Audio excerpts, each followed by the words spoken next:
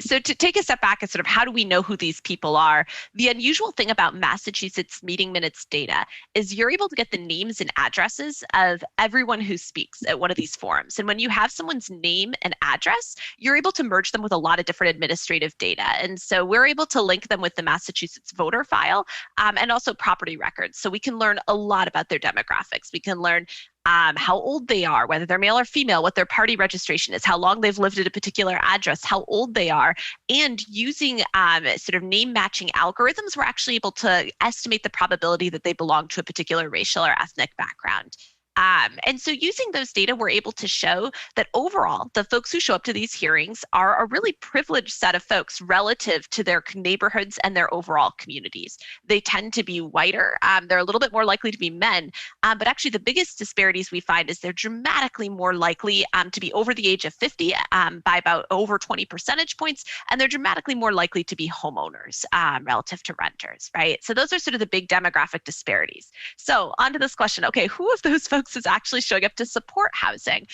We find that it tends to be that folks who are renters, folks who are younger, folks who are non-white tend to, on average, and folks who are renters too, right? So those folks are somewhat more likely to show up in support of the construction of new housing relative to homeowners, white people, and older people at these hearings. Yeah, that makes sense. Now, one of the most interesting parts of this analysis and the whole structure of the project is the tension, the sort of, I call it a paradox. We like to think that democracy is a good thing and participation is a good thing and listening to the voice of the people is a good thing. But a big theme of this book is that the people who show up and who are influential, presumably who the council and the board here are a subset, and they're not a representative subset. So talk about that tension between the idea behind saying a public hearing. I mean, wouldn't you want let the public be heard, and yet it's not really the public. Yeah, so this is a huge problem in urban planning and urban policies at the federal, state, and local level.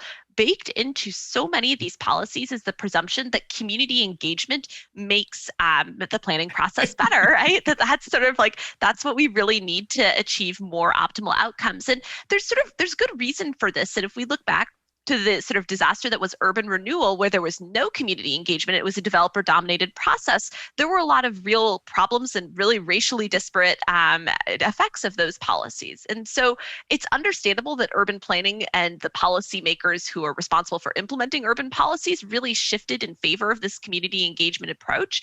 But I think the problem is we didn't really fully think about who gets empowered when we move to this community engagement approach, and that it isn't just the community writ large, but a powerful subset of the community. And so I think one of the things that we hope our book does is it pushes people to think about the distributional consequences of moving to this neighborhood-oriented planning process.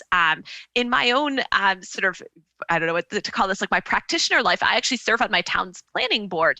And it is, I can sort of say this now firsthand, it is like this gold standard of urban planning that anytime you're proposing any kind of new zoning rule or change to the zoning bylaw, that there has to be a lengthy community engagement process. It is still viewed as this unambiguous good to have community engagement. And I really want us to think critically about sort of what happens when we do have community engagement. Do we actually get better policies that reflect broader community interests when we hold these forums, when we hold these hearings?